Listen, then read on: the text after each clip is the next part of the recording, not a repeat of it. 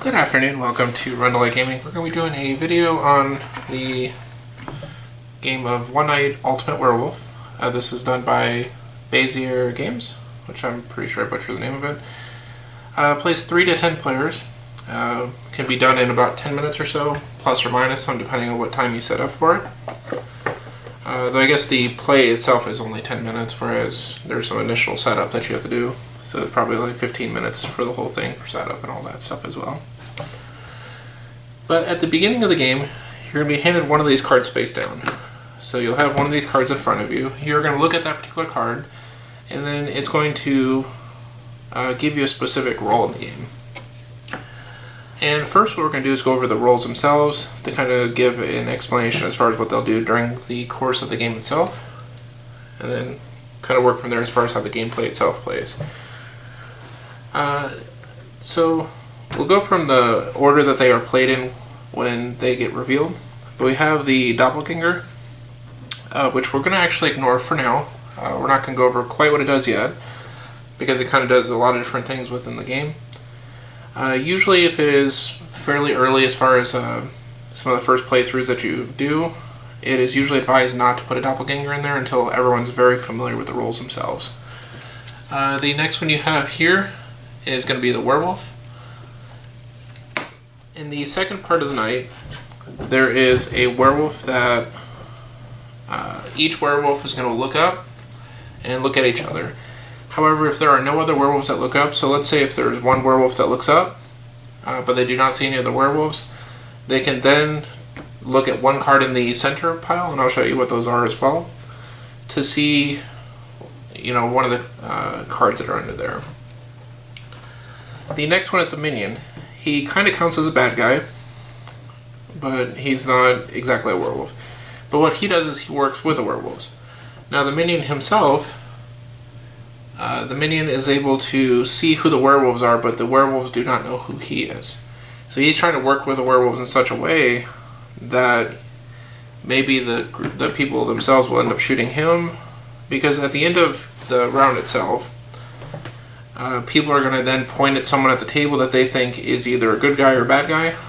The werewolves and the Minion are trying to get one of the townspeople killed. Alternatively, the townspeople are trying to kill at least one of the werewolves. The werewolves are their primary objective. So that is the evil team here. The Masons, if you put the Masons in a game, the two Masons can then look up and look at each other. If there's no other Mason, you don't do anything. It's just that, at that point, one of the Masons are probably in the center somewhere. But the Masons are able to look up, see each other, and it kind of gives them a little more information as far as that goes. The Seer is the next card. The Seer can either look at one card of another player, or they can look at 2 cards in the center. And there will be 3 cards total within the center, which is their ability. The Robber can take 1 card from someone else, but then at that point they look at the card they stole. So they do know what card that they stole from someone. So that would be the Robber themselves. The Troublemaker switches 2 other players. They do not switch themselves, but this particular one can switch 2 other people. And once they do that, then she puts her head back down and then continues. You have the Drunk. The Drunk will switch his card with the card in the center towards the end of the round. And then the last person to act at night is the Insomniac. The Insomniac, when the night is about to end, she gets to look at her own card to see if there's been any changes to it. Mostly that just allows you to see if anyone has tampered with your stuff, and sometimes that can be useful information for you. Now we have a couple that don't do any kind of rolls over the course of the night. You have Villagers. These Villagers here, they don't actually do anything. They're just part of the village team, but don't have any actual special abilities. You have a Hunter. Now how the Hunter works is that if the Hunter is killed, through shooting the Hunter, whoever the Hunter is pointing at will also die. So it's a pretty nice ability as well. So as a hunter, sometimes it may not be too bad for someone to try to shoot you, because if they shoot you, then you can also shoot someone else. And as long as someone kills a werewolf, the village still wins, which is a plus. And then the Tanner, which kind of flips a lot of things around.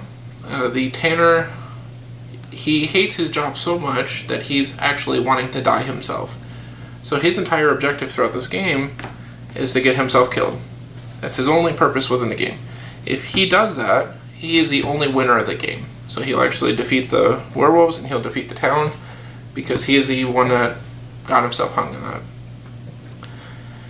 Now, the reason why we didn't go over the Doppelganger initially, and as I said, it's not usually advised to play it in an initial setup, is you're going to have a Doppelganger.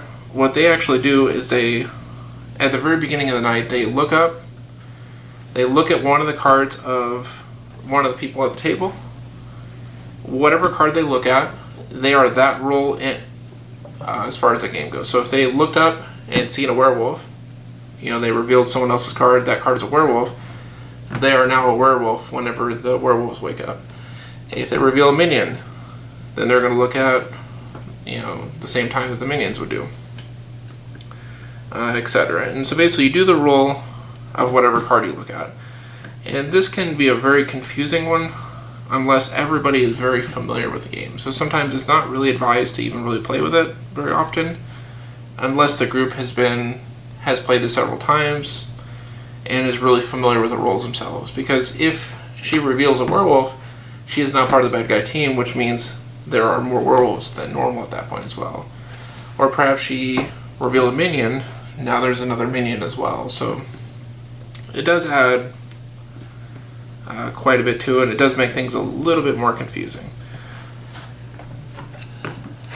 So at this point, we're going to kind of explain how to set up. So that's basically how the roles themselves play. Now, as far as basic setup goes, depending on how many players you have, and depending on how experienced the group is, you're going to probably want to have different setups. You're going to want 2 werewolves. The minion is not always a requirement. I mean, if you want to give a little bit more of a boost to the bad guys to give them a little more edge, sometimes it's really useful. You have 2 masons. In bigger games, they're not too bad. A Seer is usually advisable, especially in like earlier games, when people are just getting familiar with the game. A robber is really good for early game, just to get familiar with the game. Troublemaker. Drunks are kind of hit and miss. Sometimes they're good. Insomniac can be useful as well. Tanner I don't usually advise like as some of the first games, the Hunter. And then you also have your 3 villagers. So for example, if you want to do like a 5-player game, this might be a pretty decent little setup. You have your 2 werewolves, a Seer, robber, Troublemaker, 3 villagers. And for demonstration purposes, that's what we're going to use. Now you'll also notice that we do have these little tokens that are all around the place as well. And these are more so just to kind of help out the group when it comes to explaining what kind of order the abilities triggered in, which can be very useful at times. And it also kind of helps with the idea that if you think you know who a person is, or if they claim something, you can then use these tokens here to kind of help remember who decided they were something specific. So, for demonstration purposes, we're running what would probably be about a 5-player game. So we have 8 cards, and the reason why we have 8, not 5, is there are 3 cards in the center. So what we're going to do here is go ahead and shuffle these up really good. And the chips we're going to move off to the side.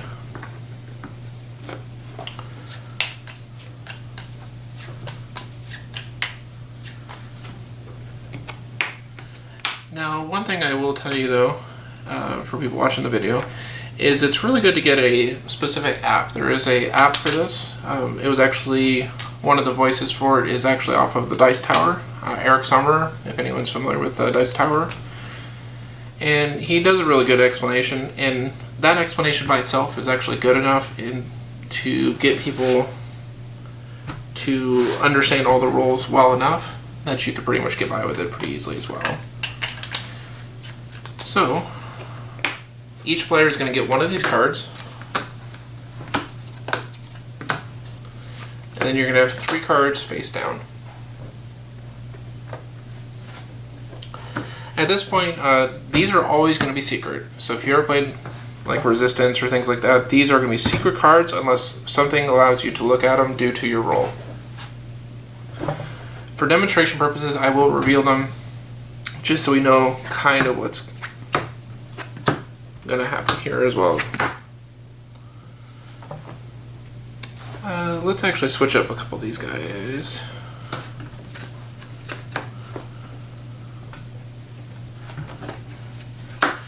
So we're going to pretend this is how the board was drawn.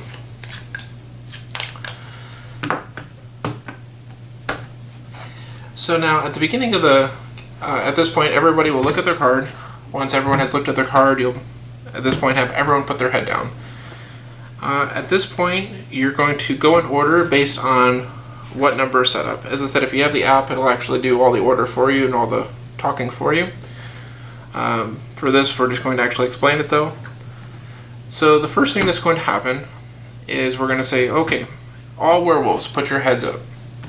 Look at the other werewolves and see who the other people are working with. Now this player here is a werewolf, but they don't see any other werewolves. For the werewolves, if they do not see any other werewolves at the table, they can look at one face down card. So let's say he's going to look at the one closest to him. He sees a villager. He's going to go ahead and put that face down again.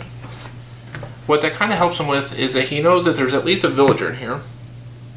And however, he's not entirely sure, if he could try to claim that or not. But that might give him a little bit of backing if he tries to claim a particular role later, because he knows that no one else out here is probably that role. At that point, so the werewolf's acted. He looked up. At that point, he'll put his head back down. Now we'll have the Seer. The Seer is now going to look up. She can do one of two things. Either she can look at one of the other player's cards, or she can look at 2 cards from the center. Let's say they want to check this player here. So at this point, they're going to reveal this card to themselves. The Seer now knows that this one is a Troublemaker. They will then put that card face down again. So that's what this person now knows at that point, which is going to be beneficial at some point. And at this point, we also now have the robber. The robber is now going to look up, and now he gets to rob someone. He gets to take one of the cards from one of these players here. So let's say he takes the Seer. So he's going to take this card from her and then give the robber to that player here. So at this point, these two have now switched roles. Now the robber doesn't change what role they pick up by what they look at unless it turns them into a werewolf or turns them into a minion, then they're part of the bad team. But he does not get any new abilities off of whatever he picked up from this, so he just gets the initial ability from when he first started robbing. That's just in the case of, like, for example, the robber. Let's say if he were to steal from the Troublemaker is actually the next card to act, but he will not get the Troublemaker ability on top of that. He just gets only his robber ability. So at that point, we know that the robber acted. The Troublemaker is the next person to act. The Troublemaker will look at they'll take 2 cards from the players here and switch them. So let's say they're going to switch this player and this player. So this one switches with this one. So at that point, now these 2 cards have switched. And then lastly, that is the end of the round. Now again, all these cards are still face down. And then you have your 3 cards in the center. No one knows what those are unless you had something that looked at it, like the Seer can look at 2 of those cards. The werewolf is able to look at 1 of them. Now at this point, you can start a timer. This can usually be set anywhere between like 6 or 7 minutes to 10 minutes to 15 minutes. Usually more advisable, 8 to 10 minutes is really good. So now at this point, the negotiation begins. People are going to start talking about what they know and what they can do to kind of help out. Now the guy that was a werewolf here, right now he is actually really a villager. He's probably going to claim that, yeah, I'm a villager because, you know, he looked at this card here, and he might have a little bit of backing to say, at least we know the 3 villagers aren't out here, so I'm going to maybe claim that I'm a villager. So he may try to take one of these and say, well, you know, I'm definitely a villager. And no one can really refute it right now because no one really checked him or anything like that. This player here will probably claim the same thing because at the start of the night, he actually was a villager. So he probably still thinks he is a villager. He probably doesn't want to say that he was a werewolf because if he is still a werewolf, it's probably going to be really bad for him. So, and depending on, because sometimes these characters are going to try to catch other people in a lie. Sometimes they may give out that information freely. But we know that, for example, if the Troublemaker stated, well, I'm a troublemaker, he could tell 2 people that, hey, I switched your cards, but again, it's also a matter of trust. You trust that this person's really a troublemaker because you don't actually see their cards, so you're not entirely sure. Because, for example, even though this one troublemated these 2, he might actually say that I maybe troublemated these 2. Maybe to see if I can catch them in a lie to find out what they might be. But let's say this character here does say, well, I did troublemaking on these 2 here. You know, so whatever this troublemaker thought they were, they switched with this character. So normally, let's say if this person claimed a Seer, it would switch their role. Or as far as what the group might think anyway. But like, let's say in this case someone really did think it was a werewolf. Let's say the troublemaker said, well, I think these 2, you know, I went ahead and switched these 2.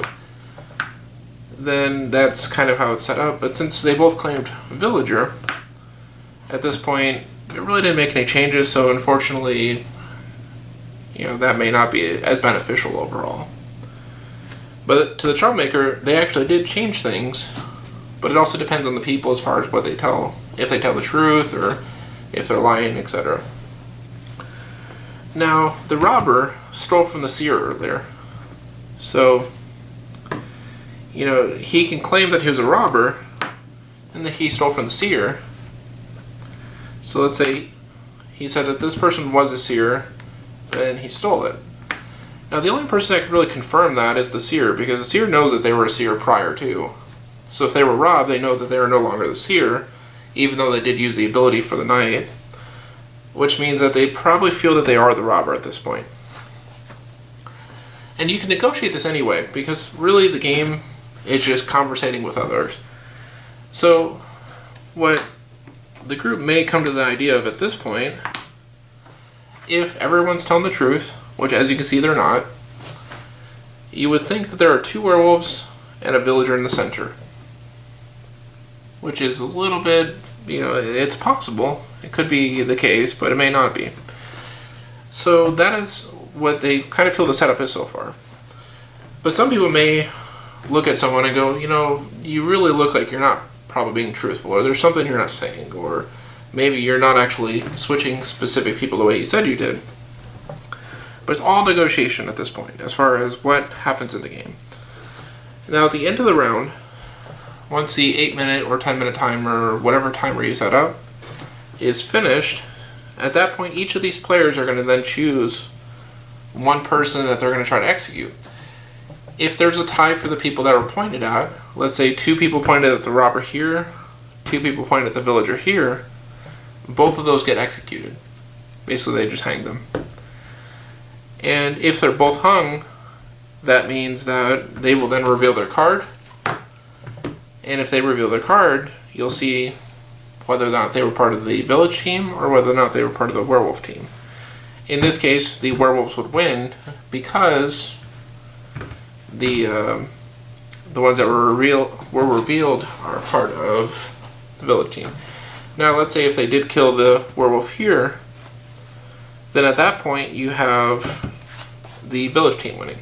Even if you do kill a villager but you still kill a werewolf, the village team still wins. So, and that's generally how the game is played. As I said, it's usually I would say, honestly, the game itself plays out at about 15 minutes or so. That includes setup, that includes the early, look up, look back down, do this roll, look back down, do this roll, look back down, setting up timers and all that stuff. It usually plays out in about 15 minutes total, because the components themselves, they're just literally, that's everything in the box. So I mean, everything you see here, it's really quick to set up, really easy to set up. As I said, with the app, it does make things a lot more quicker. There's some modifications you can make to it to make the time to do stuff a little bit longer or shorter, depending on what you need. But as a game as a whole, it plays really, really quick as well. So, but that is the game of One Night Ultimate Werewolf. It is a pretty fun game. Definitely check it out if you want something more fun, casual, and easy to play. It's just a very good intro game, even if you're not particularly good at board games in general, or you're just now getting into the hobby. This is actually probably a good intro game for that, if you just want something to socialize with people and play. But that is the video for that. If you enjoyed this video, definitely like and comment. If you're not a subscriber already, definitely subscribe. Thank you for watching Rundlii Gaming, and you have a good day.